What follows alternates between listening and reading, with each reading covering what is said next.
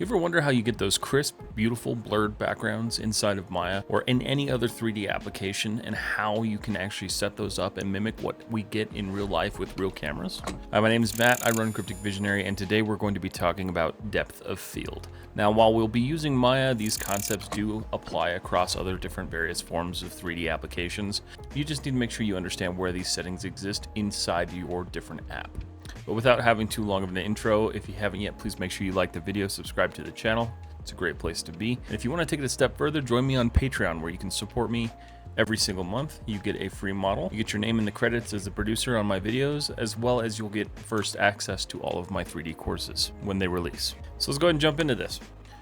Okay, so we are in Maya. If you are using Maya and you want to download this scene, I have it in the description down below. This scene is specific to 2025, so it may not work across prior versions of Maya, but if you've got 2025 and you want to just download this scene so you don't have to build it yourself, then feel free to do so.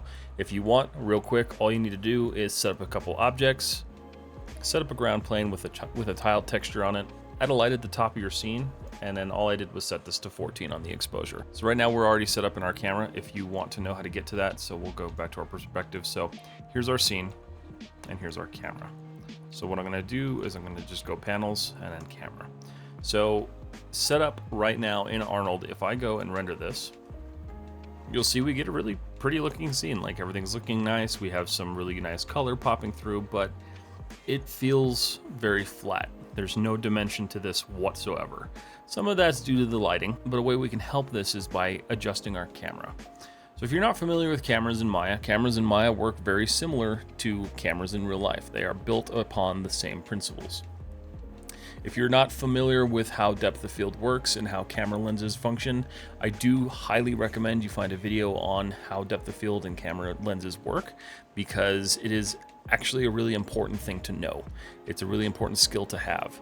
We're going to go over some of these settings and how they work inside Maya, but having a baseline understanding of how photography works or cinematography is going to really help you in this situation.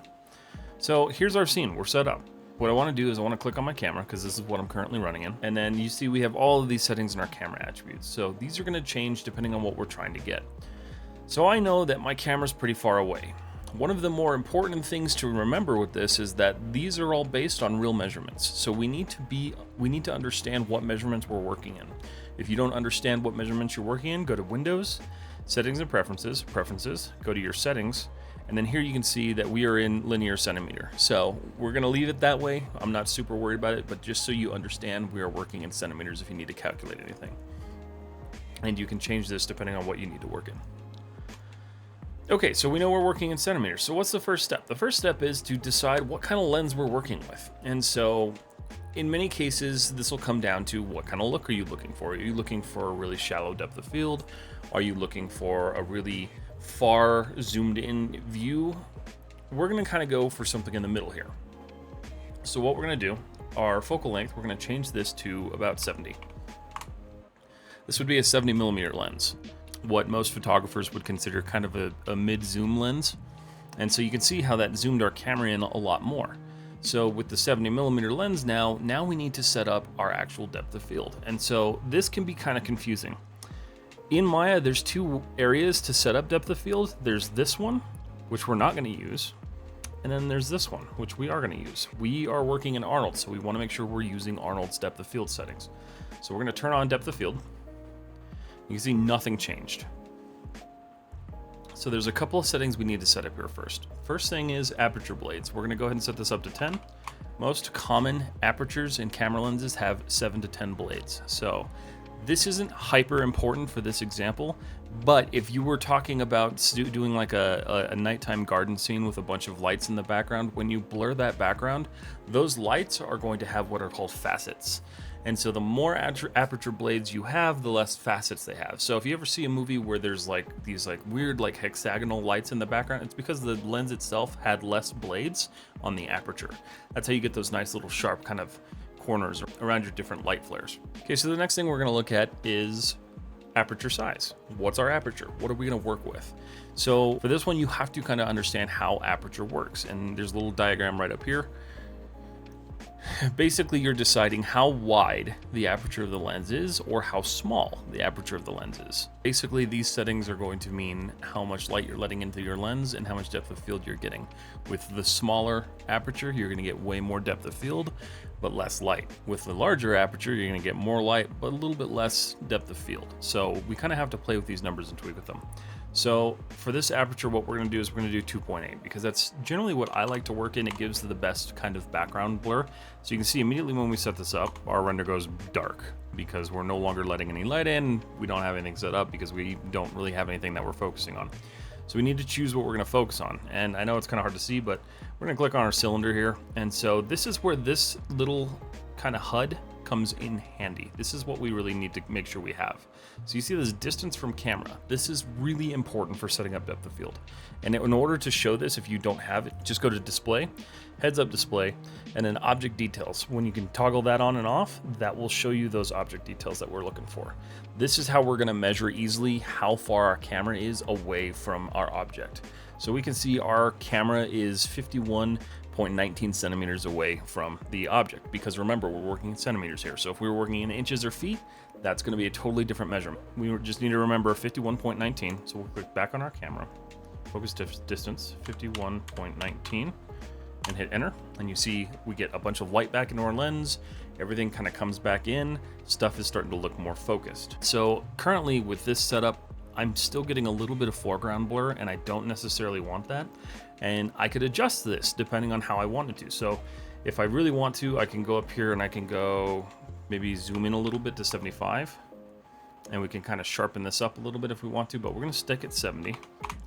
And this is generally where I will play with whatever my aperture is. So for this, let's try 1.2. You can see 1.2 gives us a much sharper result.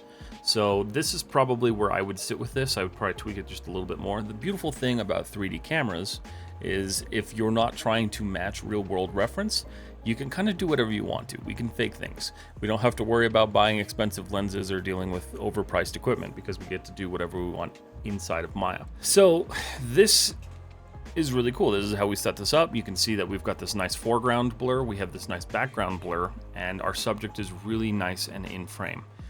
But what if we want to shift focus, right? So we want to change focus to the cone. So we'll click on our cone, and we can see our cone is at 75.249. So we'll go to our camera, we'll change it to 75.249, hit enter, and you can see now the cone is in focus. And the same can be done with the sphere, 102.784.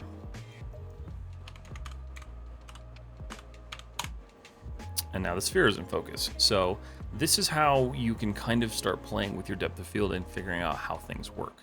Again, it's really important to understand how cameras and camera lenses work, because this isn't necessarily just a 3D problem. This is very much a trying to recreate life inside the computer, and this is how cameras work in real life. So we want to make sure we have that understanding.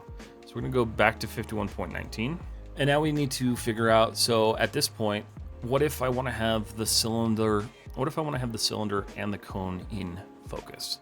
This is where it's going to be really important to change our aperture again. All right, I want 0.5. Or maybe, let's see, 0.1. See, 0.1 gives us a little bit more. We kind of start losing the fidelity of the background a little bit, so we'll go to like 0.3. So we get that nice blur, and this is starting to come into focus. But in real life, cameras don't really necessarily do that. So how do we solve this issue without completely trashing what is reality? So we're going to leave this at 1.2. We're going to change our focal length. So our focal length, we're going to go to a 35mm camera. And you can see that kind of screws us up a little bit. What I'm going to do now is I'm going to move my camera inwards. So you can see as we move in, our focus changes. And so now we're kind of in this new situation where we're kind of trying to figure out what it is we want to do here. This is all completely out of focus. Nothing's really working here. We need to change things because we changed our distance. So just like you would adjust the rings on a camera, we need to actually adjust the settings in Maya. So we're now 26.631 away. So we need to go back to our depth of field. 361. It's going to put that back in focus.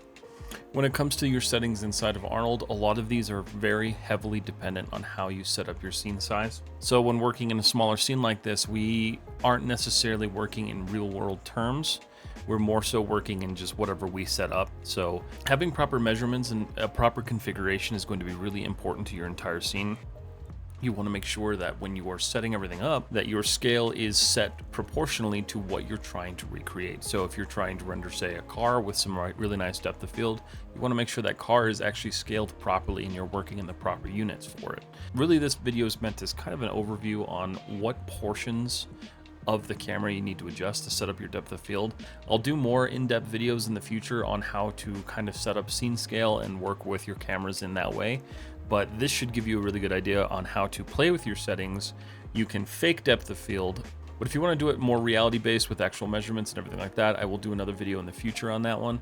But this will at least get you started with the settings that you need to play with in your camera, as well as giving you some ideas on some things that you can research outside of Maya, like photography and videography, and understanding how lenses, cameras, and camera sensors work. The other thing that I do want to clarify is there's a setting in here that a lot of people don't understand, and it's the film back setting. So this is named really weirdly, and I don't understand why. I do kind of get what the thought process was, but the film back, in old terms, where the film is actually exposed, the plate that it actually runs over is the film back. Technically, and now in today's day and age, we use digital sensors. So your film back is your digital sensor. So for instance, this camera that I'm filming this on right now is a Super 35mm sensor. So that would be our film back, which is why we're working in 35mm. There are a couple of different settings in here. You can set them up however you need to, but there are some kind of pre-configured ones.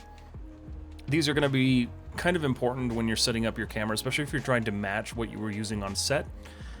These are where you're going to actually configure what your camera's sensor was. So just an important thing to know, kind of a side note for like what other features in this camera that you can set up are. Some of these other settings we won't be using for a while, or you won't use at all. But these are the main ones that we want to use to kind of start getting that depth of field in our renders and getting those really nice and crispy renders with the blurred backgrounds. So I hope you found this video helpful. If you did, please make sure you leave it a like and leave it a comment down below. Let me know if you have any other questions or you want to learn more about cameras and how they function inside of Maya. And with all that said, thank you so much for watching, and I'll see you in the next one.